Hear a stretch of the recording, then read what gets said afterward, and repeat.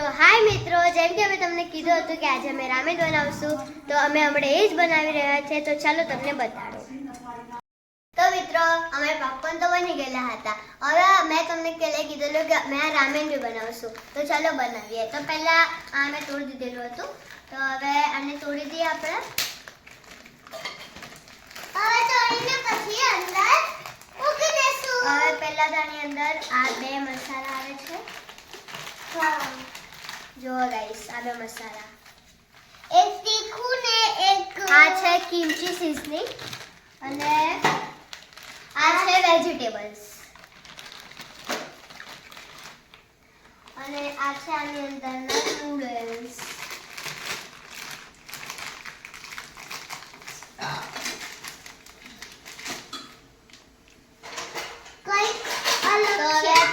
આપણે આની અંદર નાખી દઈએ. હા, અને આની અંદર છેલ્લે બચેલું હતું તે પણ હવે આને આપણે નાખી દીધું છે. હવે થોડી બોઇલ થયા પછી આપણે એની અંદર વેજીસ બી એડ કરીશું. તો હવે મળીએ જ્યારે આપણે વેજીસ એડ કરીએ. Bye bye. તો હવે હું નાખી દઈશ આ વેજીસ આની અંદર. તો આ છે આની અંદરની બધી વેજીસ. તો વેજીસ નાખીને આપણે આને મિક્સ કરી દઈશું.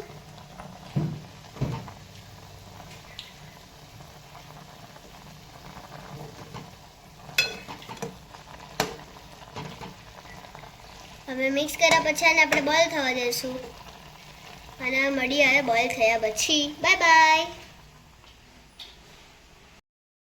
તો ગાઈસ, હવે આપણે નાખી દઈશું આ કિમચી સીઝનિંગ.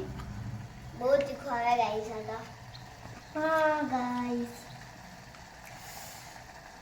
બહુ બધું પહેલા આટલું કરી નાખશું, કેમ કે બહુ તીખું આવે. અગર અમને ઓછું લાગ્યું તો અમે પાછું થોડુંક નાખશું, પણ હમણાં માં તો આટલું કરી નાખીએ કેમ કે આની અંદર એકદમ મરચાની સ્મેલ આવતી છે.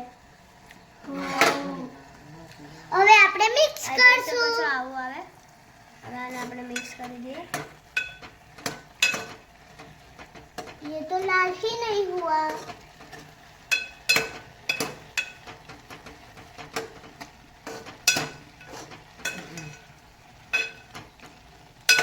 दीदी, ये तो लाल ही नहीं हुआ. जो एकदम मरचानी स्मेल આવતી છે.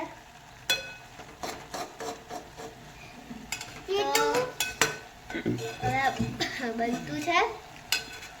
આપણે મળીએ બની જાય પછી. ત્યાર સુધી બાય. તો મિત્રો, હવે મારી મમ્મી રામેન કાઢી રહી છે, અને મમ્મીએ રામેન કાઢી દીધું. ગાઈસ, એટલું બધું બી તીખું નહીં લાગેલું, એટલે મેં ઉપરથી થોડોક મસાલો લેવા, થોડોક જ, એટલું બધું બી નહીં. તો હવે અમે ટેસ્ટ કરીને બતાડશું. તો ચાલો આપણે ટેસ્ટ કરીએ.